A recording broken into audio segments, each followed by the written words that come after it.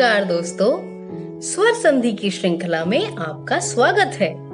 स्वर संधि भाग 1 में हम पढ़ चुके हैं कि स्वर संधि क्या है तथा उसके विभिन्न प्रकारों के उदाहरण कौन कौन से हैं। मैंने इसका लिंक डिस्क्रिप्शन बॉक्स में दिया है।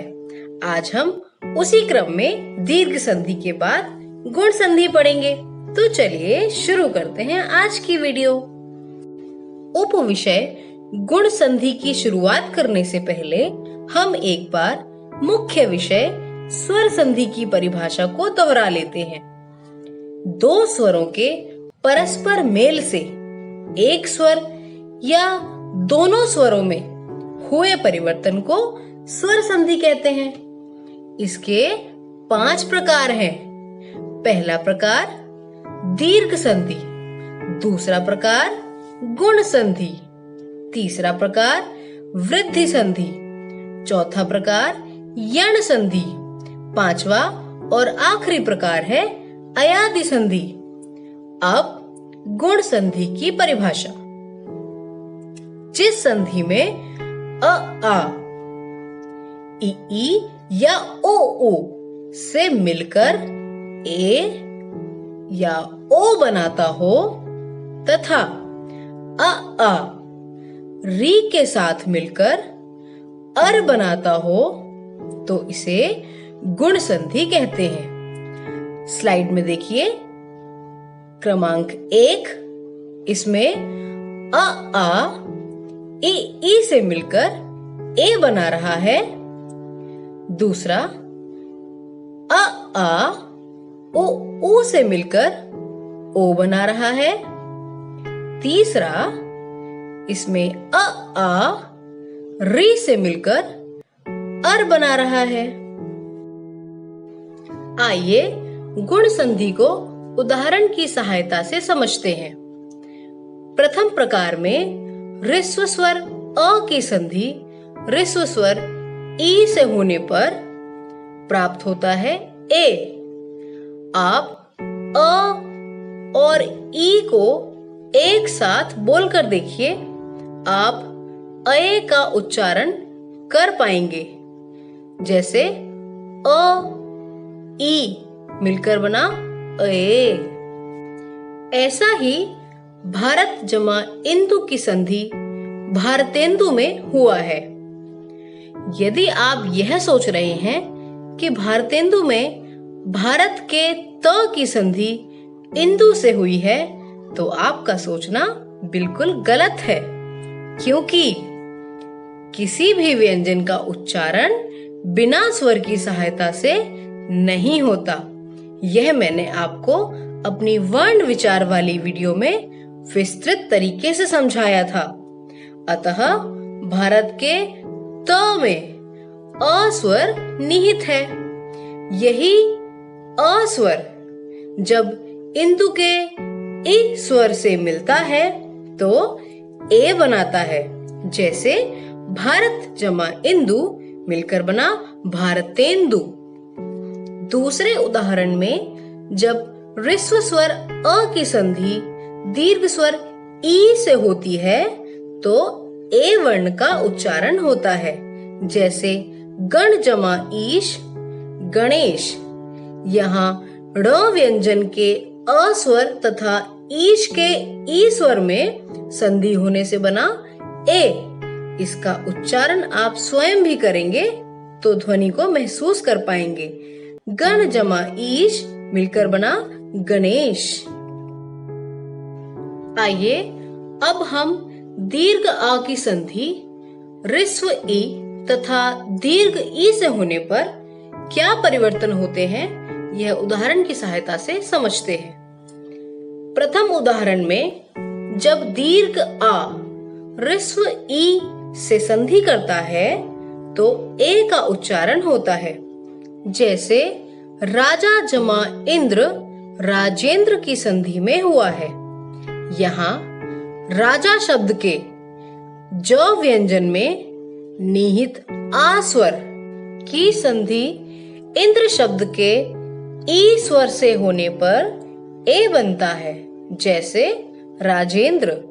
इसका उच्चारण स्वयं भी करे। राजा जमा इंद्र राजेंद्र। दूसरे उदाहरण में जब दीर्घ आ की संधि दीर्घ ई से होती है तो भी ए का ही उच्चारण होता है। जैसे महा जमा ईश महेश।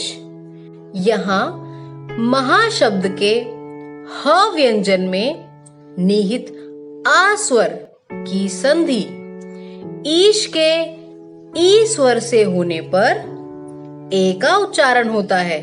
जैसे महा जमा ईश महेश। देखा आपने, स्वयं बोलने से आया ना समझ।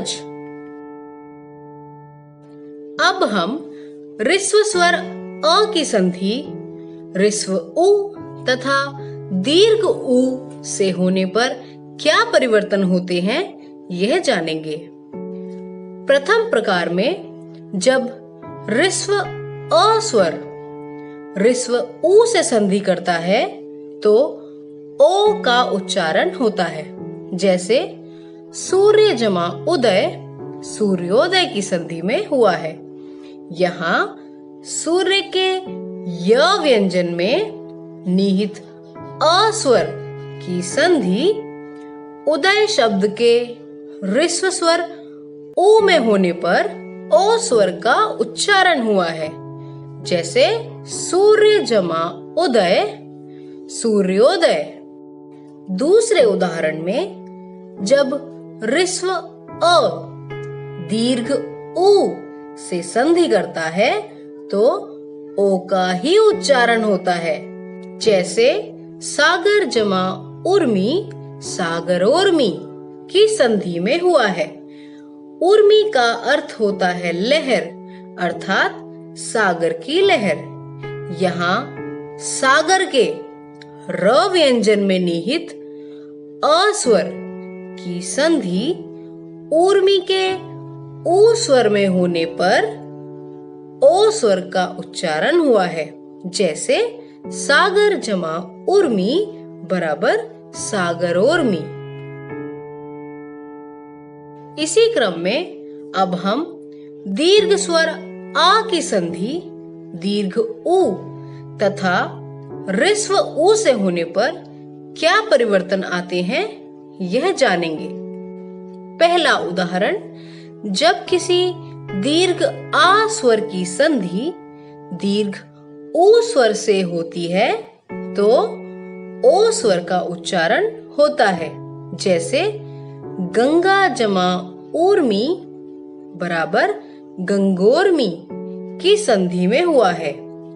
यहाँ गंगा शब्द के ग व्यंजन में निहित आ स्वर की संधि ऊर्मी शब्द के दीर्घ उ स्वर से होने पर ओ का उच्चारण हुआ है। जैसे गंगा जमा ऊर्मी मिलकर हुआ गंगोर्मी।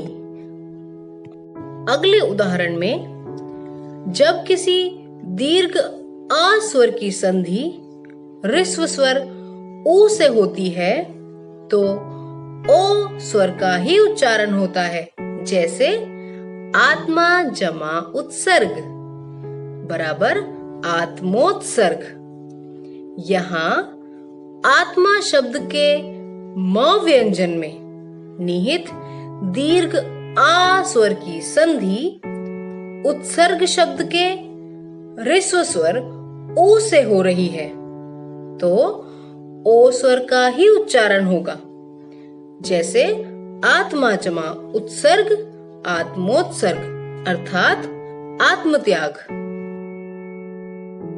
गुण संधि के आखिरी उदाहरण में हम ऋस्व स्वर अ तथा दीर्घ स्वर आ की संधि री स्वर से होने पर उच्चारण में पड़ने वाले प्रभाव को समझेंगे। प्रथम प्रकार में जब ऋस्व स्वर अ री स्वर के साथ संधि करता है तो अर का उच्चारण होता है।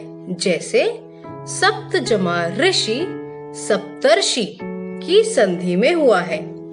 यहाँ सप्त शब्द के त व्यंजन में निहित अ स्वर तथा ऋषि शब्द के री स्वर में संधि होती है तो अर का उच्चारण होता है। जैसे सप्त जमा ऋषि मिलकर हुआ सप्तर्षि।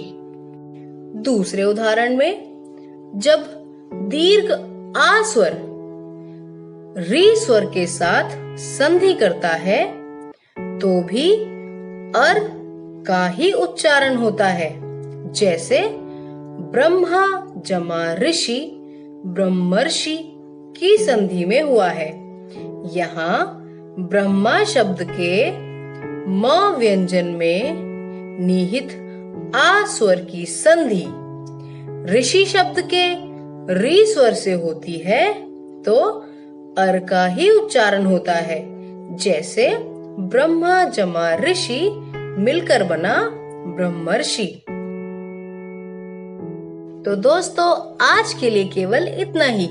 आइए अब हम आपको ले चलते हैं गुण संधि से संबंधित कुछ प्रश्नों की ओर। मुझे पूर्ण विश्वास है कि अब आप इन प्रश्नों के उत्तर स्वयं दे पाएंगे। प्रश्न 1, संधि कितने प्रकार की होती है? 2, 4, 1 या 3? प्रश्न 2, निम्नलिखित में स्वर रहित व्यंजन कौन सा है? अ, क, क या कै? तीसरा, चंद्रोदय में कौन सी संधि है? गुण संधि, दीर्घ संधि, यण संधि या वृद्धि संधि? नंबर 4, प्रत्येक का सही संधि विच्छेद क्या है? और नंबर 5, महर्षि का सही संधि विच्छेद क्या है? दोस्तों आशा है आज की हमारी वीडियो आपको पसंद आई होगी। इसे लाइक करें व ज्यादा से ज्यादा अपने दोस्तों में शेयर करें। इससे आगे की वीडियो में हम वृद्धि संधि लेकर जल्द ही प्रस्तुत होंगे। अगर आपने हमारा चैनल अब तक सब्सक्राइब नहीं किया है तो पाठ्यक्रम की आगामी वीडियोस के लिए इसे जरूर सब्सक्राइब करें। धन्यवाद।